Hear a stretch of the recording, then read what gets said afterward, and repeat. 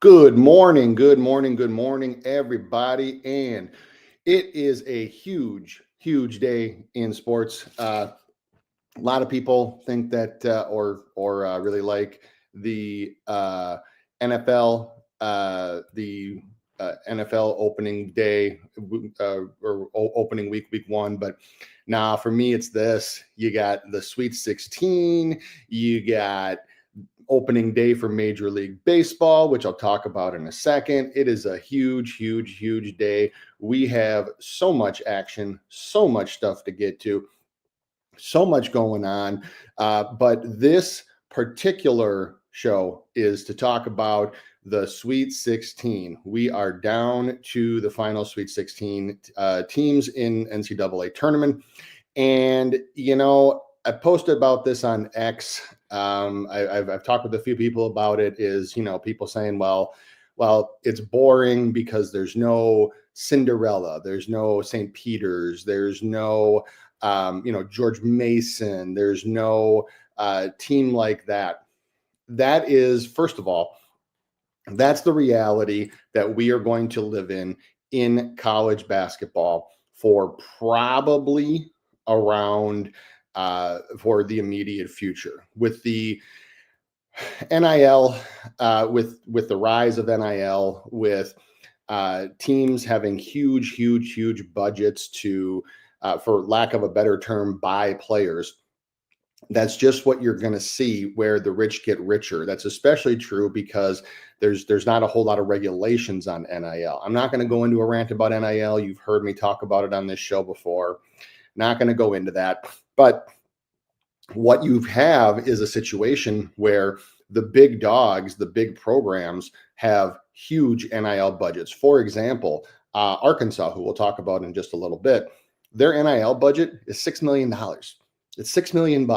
Whereas you have some mid-major teams like Towson, like my squad, their NIL budget is like 175,000.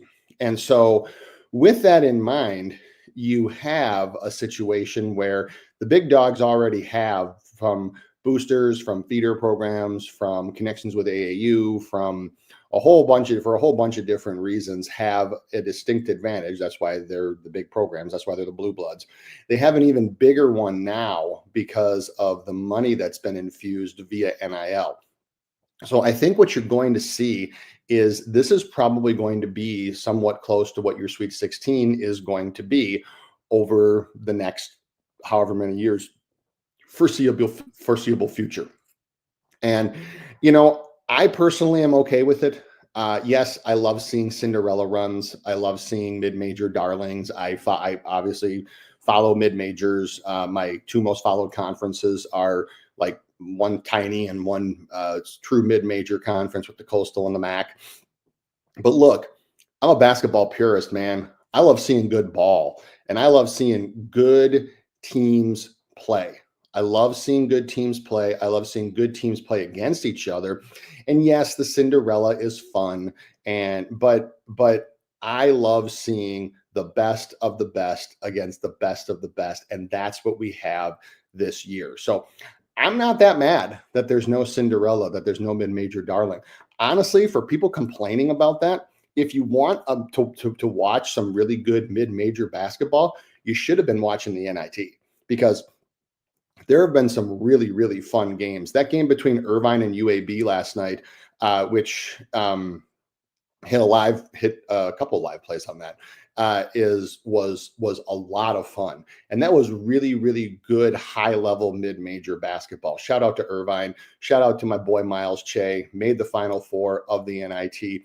So, I say this because, and I'm being serious, is that rather than complaining about how there's no mid-major teams and there's like I said, there's no mid-majors in the NCAA tournament, there's some great mid-major basketball going on in the NIT. There's been some great mid-major basketball going on in the CBI. So watch those if you want to watch some fun mid-major basketball. But the days of Cinderella going and, like I said, having a George Mason that goes all the way to the Final Four, having, a St. Peter's team that goes to the Elite Eight, with NIL, with the structure that's in place, I'm not necessarily sure that you're going to see that anymore. Not necessarily sure that you're going to see that for the foreseeable future. But that said, we do have a lot to get to. We have an absolutely huge slate of good teams playing each other. So let's get right to it. My first official play here is going to be from the Midwest region, and you have the 6th seeded BYU Cougars against the second seeded Alabama Crimson Tide. I'll bring up the KenPom here in just a second. And you have the Tide laying 5.5 with a total somewhere around 1 million. But no, I'm kidding. It's 175.5, and it's 175.5 for good reason. So, look, this total has rocketed up even from the high number, the sky high number that it started at. It did so for very good reason. You have just two teams that are not only great offense, but very efficient offense. Number 9, number 4 in the country. You have two teams that shoot a high percentage from the floor. You have two teams that are very extremely efficient from 2-point range. And you also have two teams that, as I've posted about before, especially with Alabama, that defense can maybe not necessarily be their strong suit. But offensively, oh man, Alabama last 3 games, floor percentage of time that they get a possession with a point or more, 52.4%. BYU, almost as good. They're over 50, almost 52% for the season. They've been at 50% basically throughout the NCAA tournament and even the Big 12 tournament before that. You also have on the defensive side, specifically for Alabama, is it was certainly better against St. Mary's, but St. Mary's has some deficiencies offensively that BYU does not. So Alabama still defensive floor percentage, which is the percentage of possessions they allow a point or more, 52.5%. That mark ranks near 340th in all of college basketball. I've talked over and over again about how the Tide, in many cases, just kind of forego defense to go play offense. And with the total being set the way that it is, you have no choice if you're going to play the total, which we are going to play the total, but we're going to isolate it, and I'll explain what I mean in a second. If you're playing the total for this game, you have to play the over. You just can't play the under. With this being MLB opening day, I'll be on shortly to talk about that a little bit later. You have a situation where you have to play the over or you have to just leave it alone because these two teams are so efficient and because their defensive efficiency can really be lacking against teams that do what the other do. What I mean by that is Alabama can struggle with teams that can make jump shots. This is what BYU does. 6th in effective field goal percentage, 28th in 3-point percentage, 6th in 2-point percentage. Some of those numbers are even better during the NCAA tournament. They have multiple guys down here from a personnel standpoint. You can see for BYU, multiple guys that can hit the 3 at 36, 37, 38, 44, 48, tons of guys that can make jump shots. And when you have a team that has kind of foregoed focusing on defense in the NCAA tournament, because even going back to St. Mary's game, it wasn't even necessarily that I thought that Alabama's defense was so phenomenal. St. Mary's really struggles when they get a team that has athleticism and length on the inside to take care of Saxon, and then they can't play inside out because St. Mary's guards are not that great creating off of the dribble for themselves. So they need a big man to play off of. Where BYU has an advantage here offensively is that they have multiple guys around the perimeter. They move the ball exceptionally well, and they create open jump shots. And it's not necessarily that Alabama, because I know I've kind of ragged on them for their defense, it's not necessarily that Alabama, like when I say bad defense, there's several forms of bad defense. There is, you're just not athletic enough, you're just not quick enough, you're just not big enough. That's not the case with the Tide. There's impatient defense. And that's where the Tide can struggle, is because they're so offensive minded. They play at such a fast tempo. They want to go down and score, is that you can get extremely, extremely impatient on the defensive end. And so when you get impatient on the defensive end against a team that moves the ball as well as BYU does and gets shooters into spots, you can give up points. So the official play for this one, I'm I thought about this one over and over again, and I knew I was going to take an over, and I knew I was going to give an over to you guys. I was just trying to figure out what the best value over would be, because for me, a lot of the value has been bet out of the full game total. I still maintain, if you're going to play the total for the full game, you need to play the over. There's really no other option in this case. But my official play is going to be in the first half. In the first half, while Alabama, you can watch it on film, but it's hard to get used to the scheme that BYU runs, is the first half team total for BYU. So BYU first half team total over 40. It's either at 39 and a half, 40, 40 and a half. Anywhere in there is fine. I am expecting a lot of points. I think that the first half over works. I think that if you want to double up and take Alabama's first half team total over, you can do that as well. These two teams are just too efficient on offense, and they're shooting the ball too exceptionally well. I talked about already about their floor percentage. Next, you have you can see their effective field goal percentage rankings, and BYU sixth in the country. They've been shooting over 50% effective field goal percentage basically every game. Alabama, same thing, 56.9% over their last three. Offenses are absolutely rolling, but I'm isolating it to BYU. And the reason why is because I think that Alabama's defense can be a little impatient, especially early in games. And you have a BYU team that moves the ball quite well, gets guys to spots, and generates open jump shots. So they're shooting the ball well enough. They have more than enough shooters. Alabama is going to want to go down and play offense. I don't really have a take on the spread. I think it depends on I think it really depends on how BYU schemes for Sears. And because I don't necessarily know if they have the athletes to guard him. I also think that Alabama's length and their athleticism over a 40-minute time frame can give BYU issues.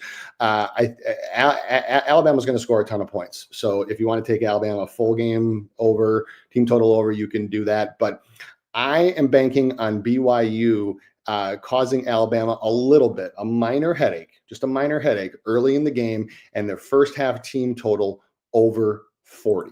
That's the first play. Couple of comments here. I got Adams Digest, welcome in, saying I bet 365 halves. Scroll down a bit, you can get 40 plus. Yep, you can. Yep.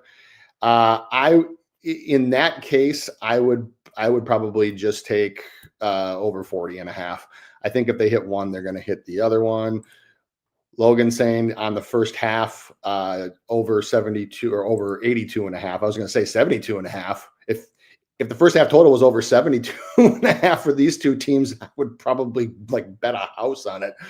Trying to rob FanDuel. Good morning, my guy. Appreciate you joining in. Imo, morning to you as well. Moneybag Tone, always with us. Good morning. And as I said, like Adams, I just said, yes, it is Christmas morning. This is a beautiful, beautiful day of sports. So, over pretty much everywhere for this game. The total is set sky high for a reason. These are two efficient offenses, and at least one team has shown some considerable amount of impatience on defense. The other team, over the course of a 40-minute game, just I don't think has the athleticism to match up with the Tide. So on to the next one. And next one, oh my.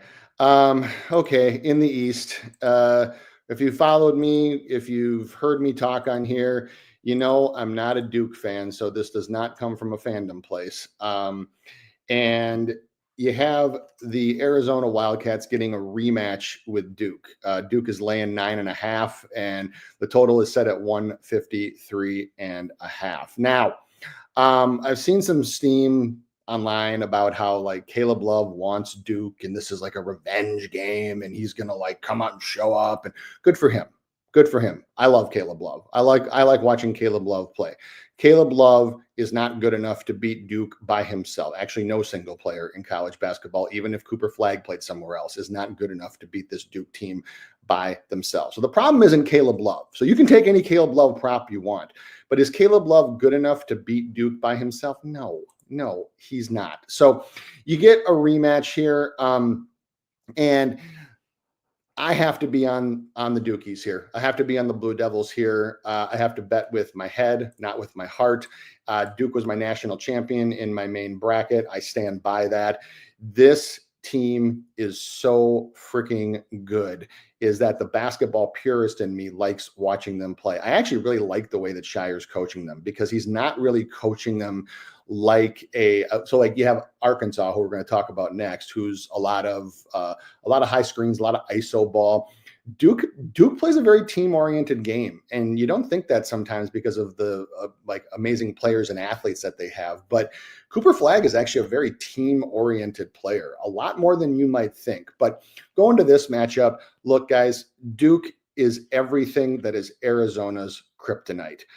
You go down Arizona's 10 losses on the year, and you see that 6 of them, or sorry, 12 of them, half of them are against teams in top 75 in average height. And then 2 of them were to Houston, who has wing length and wing depth similar to what Duke does. Duke is the tallest team in the country, number 1 overall.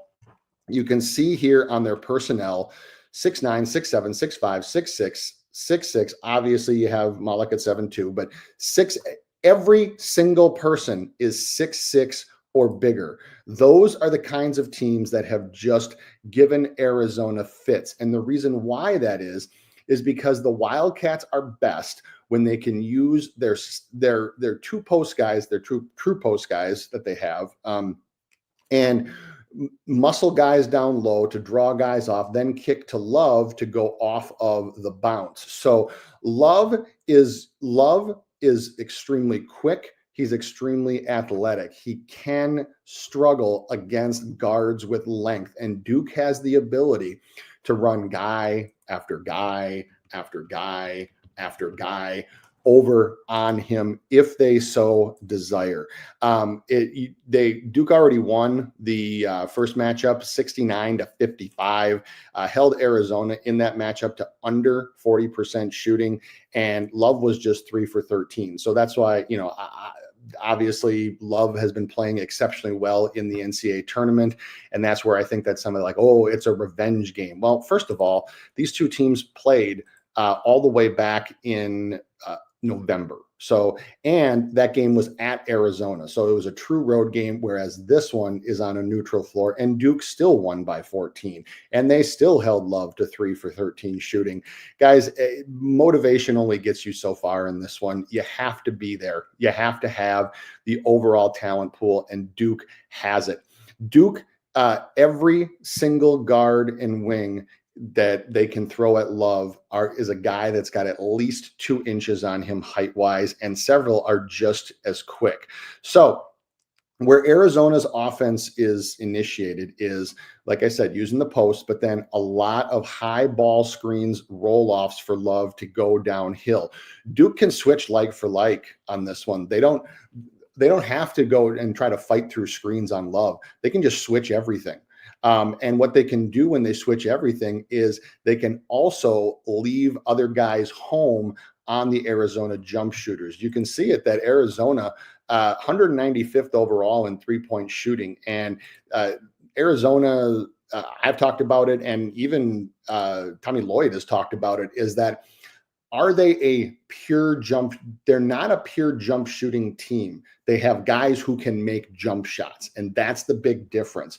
A pure jump shooting team would be a team like, it's a mid-major, but like a team like Bradley, where they shoot like almost 40%. They got guys that can shoot off the move, on the move, off the bounce. Arizona doesn't have that. Their shooters, like Del Orso is the primary one, are much better when they're getting kickouts from either the posts or from Love, and they're shooting spot up jump shots. They're not as good shooting with guys in their face or on the move. And Duke doesn't have to switch. Or they don't have to double. They can just switch on everything and they can stay home. The other thing here is that Arizona is 67th in the country in percentage of field goals that are from 2-point range. Duke is second at defending them overall for the year. And in their last three, they're allowing an absurd 41.9%, which would easily be tops in the country. Duke is also only allowing 53.1% on close twos, so twos within 5 feet. You think 53.1%, like that's a good effective field goal percentage. That is ridiculously low for shots within 5. When you think about you're only making basically half your shots against Duke within 5 feet of the rim, that's a recipe for a lot of success for the Blue Devils. The other thing here is that you look at Arizona's three-point shooting and you see that they are shooting 42.9% from deep in their last three. But those have been against teams that didn't have as much, especially in the NCAA tournament, like with Akron and Oregon. They didn't have as much wing length and size to handle Love, which then allows him to get off of the bounce and find shooters to score inside. It's cliche, it's chalky, it's probably for some of you because it's like, oh my God, Duke again. It might not even be what you want to hear, but man, this team is good. This team is good. They're playing well. They've gotten off to multiple fast starts. I mean, obviously Mount St. Mary's isn't really a fair comparison.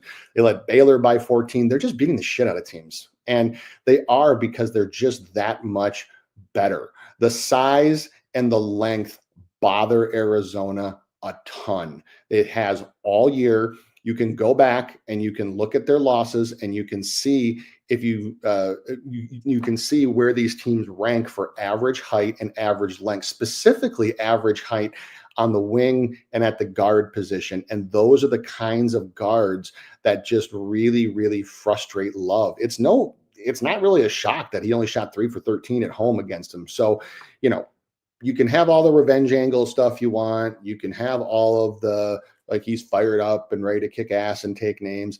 Great. Good for him. And like I said, I wouldn't be surprised if he comes out all amped up. The problem becomes is that this Duke team is just too big and just too long.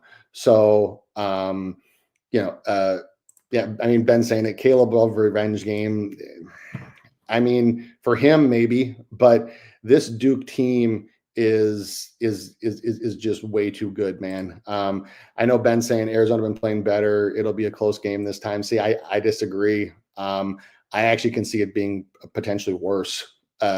Duke is just playing the metrics that Duke is putting up right now, even against better teams, even if you take out Mount St. Mary's and you go back to like the ACC tournament, Duke is just playing out of their mind right now. And when you have a team that's playing this well, that's this good, and you have this much length, and you give them a week to go back home, get their scout right, get ready, get prepared.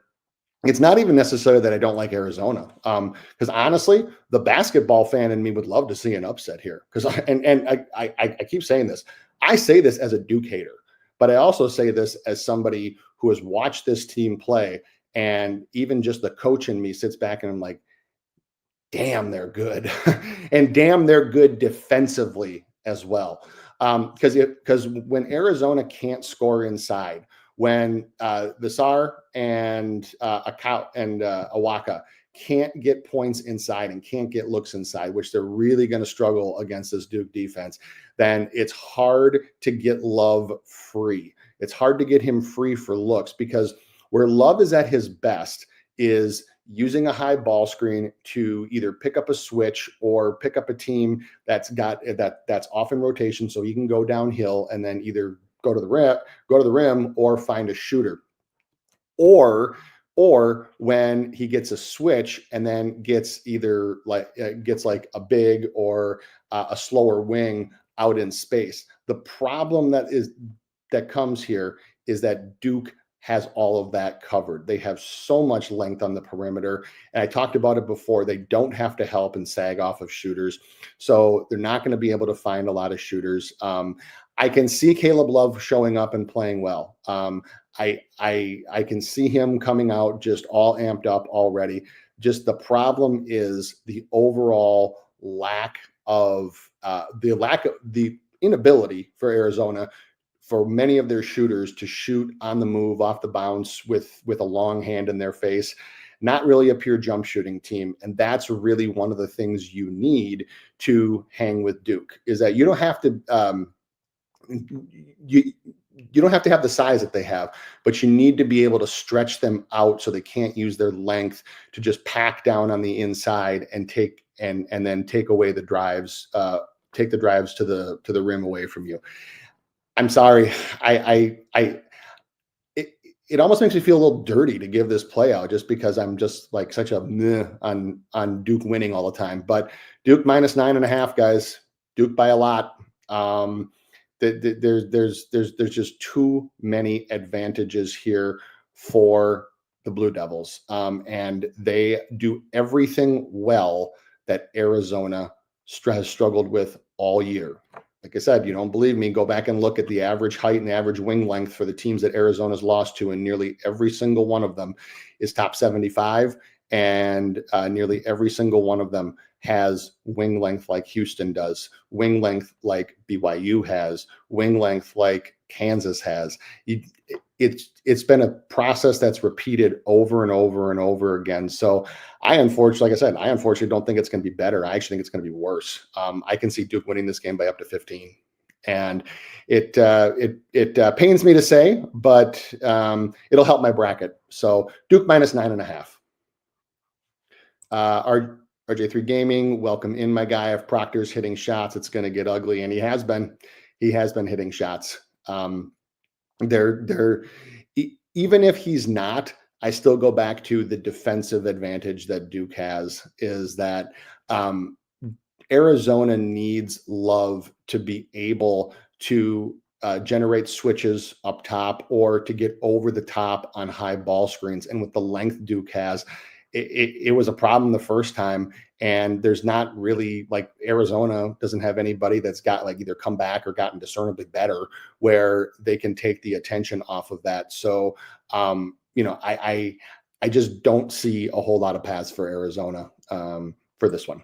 All right, last one, and I see a comment on it, so it's good because we're going to talk about this one in just a second here.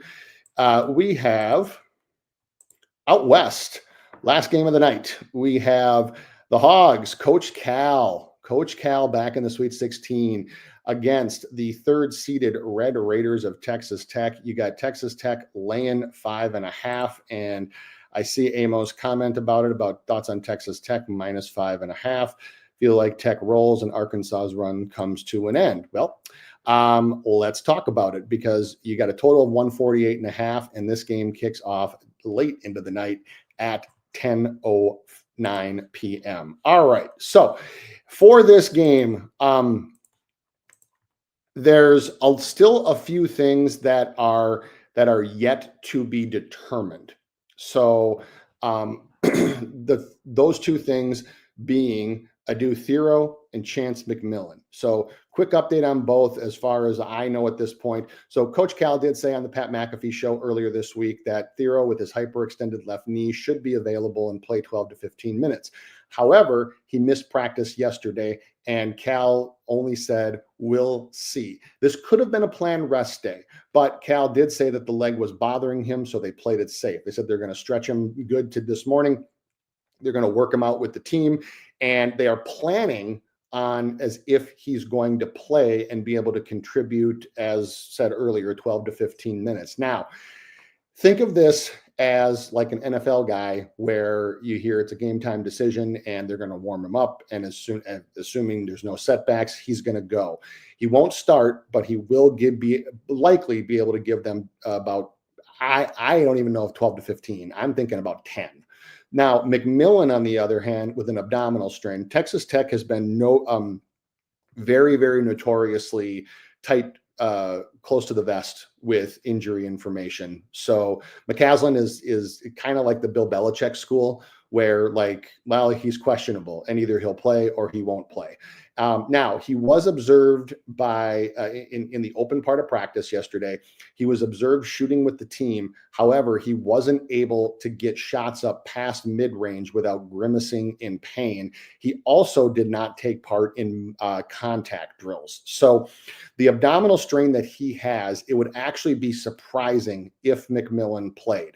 If he was able to go, I would be surprised if he played any more than Thero did. So you have those two guys right off the start. My guess right now is that Thero plays, but probably gets around 10 minutes, or at the 10-minute mark, they check with him and see how much he can do. I would probably expect to see him maybe in the second substitution rotation off the bench if he goes. McMillan, I would be surprised if he plays. There's actually a video on X about it, about him trying to shoot past mid-range, and it just looked off. It looked like it was bothering him. So we'll see about those two. That's the most recent update that I have at the moment.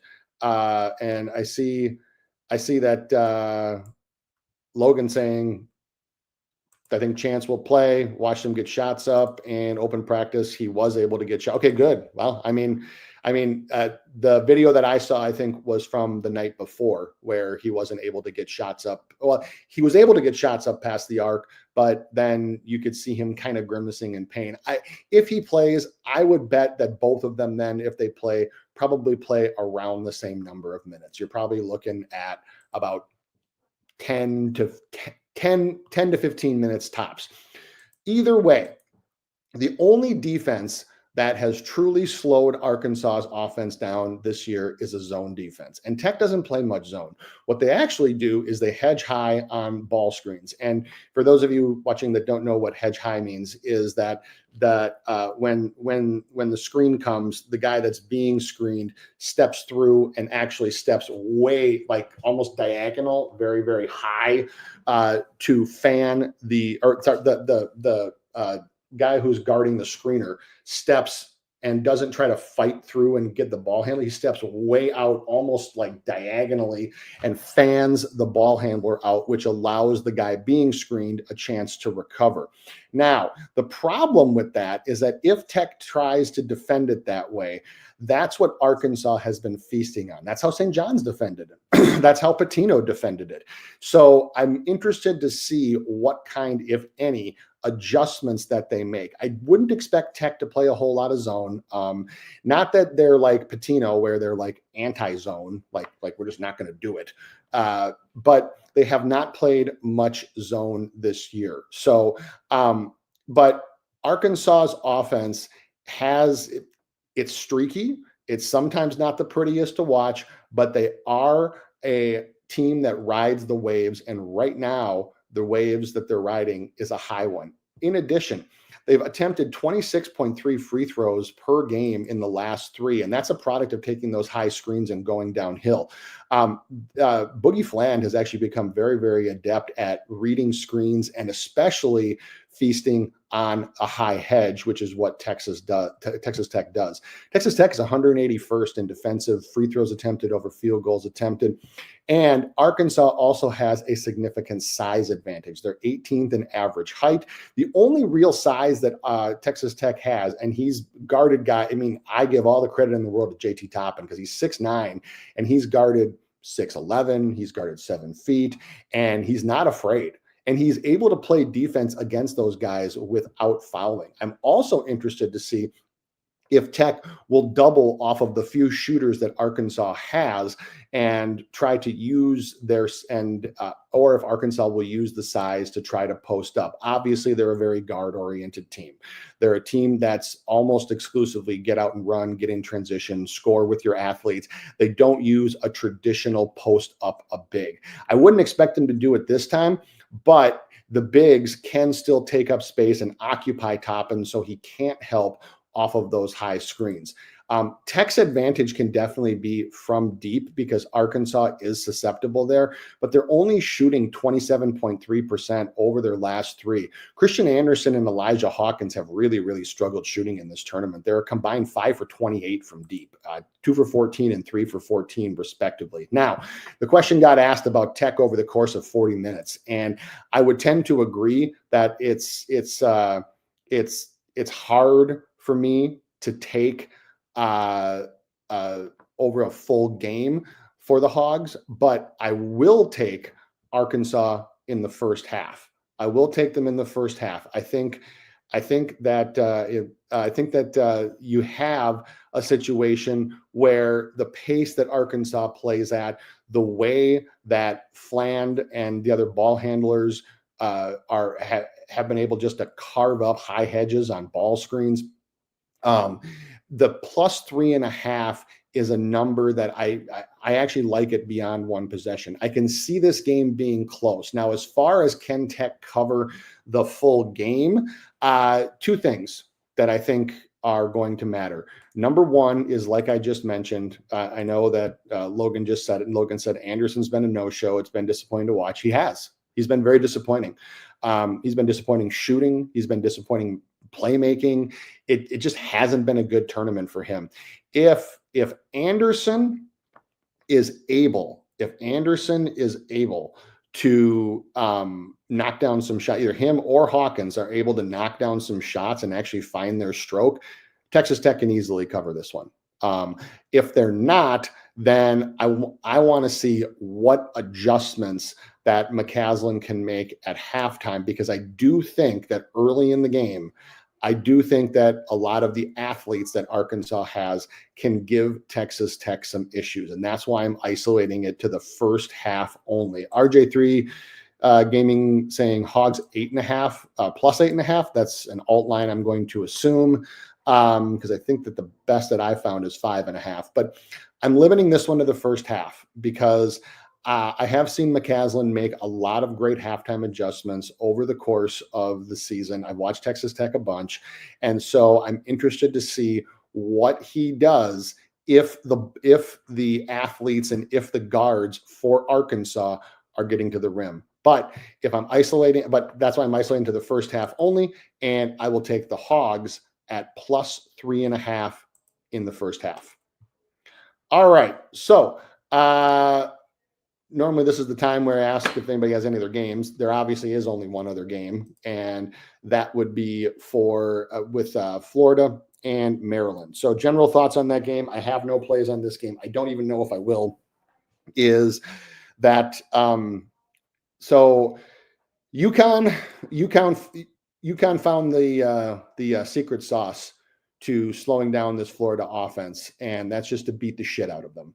And so if Maryland is smart and watches film, they would try to do the same thing. If they try to play a finesse game and try to get into a shootout with Florida, it's going to be a long night for the Terps, and they could easily get blown out of the floor and run out of the gym. Now, if they try to ugly it up, which is what UConn did, and try to really get up in the grill of Clayton and the other guys, they do have the ability to hang with Florida. So it's one of the reasons why, because I've seen two different versions of this Maryland team this year. I have seen them be able to kind of play slow and ugly it up, but I've also seen them more often than not try to play fast. And if you're going to try to play fast, and if you're going to try to play finesse with this Florida team, Clayton and the other guys are just going to shoot you out of the gym. So the total for this one has gone up 3 points. It opened at 154.5. It's now 157.5. You got a ton of money on the over here. And again, I think for me, the total depends on how Maryland decides to play this one, because Florida's offense is good enough where, I mean, they're going to get theirs. But the thing here for me is that, will Maryland try to slow the game up just enough and ugly the game up just enough where they can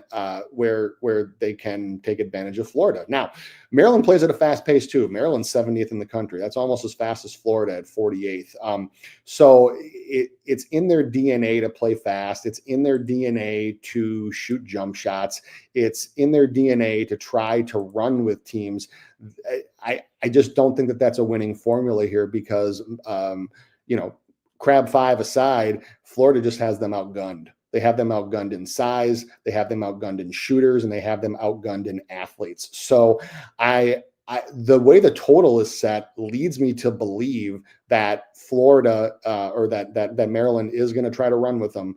And for me, that's just not a recipe for success. So that's going to do it for today. Again, only 4 games. So we'll be back tomorrow with the other 4 for the NCAA tournament. And if you don't follow Sharpie's Bets, please do that. I'll be on his show, The Balking Dead, for opening day of Major League Baseball, talking about the best thing in sports betting, in my view, strikeout props. My favorite, I've already got 3 pitchers that I'm going to be talking about in just a little bit. That's at 1 Eastern, noon Central. If you follow Sharpie's Bets or go to his X page, you'll see the link for it. So check us out there. I'll be talking strikeout props in just a little bit. But best of luck if everybody's tailing, and we will see you tomorrow.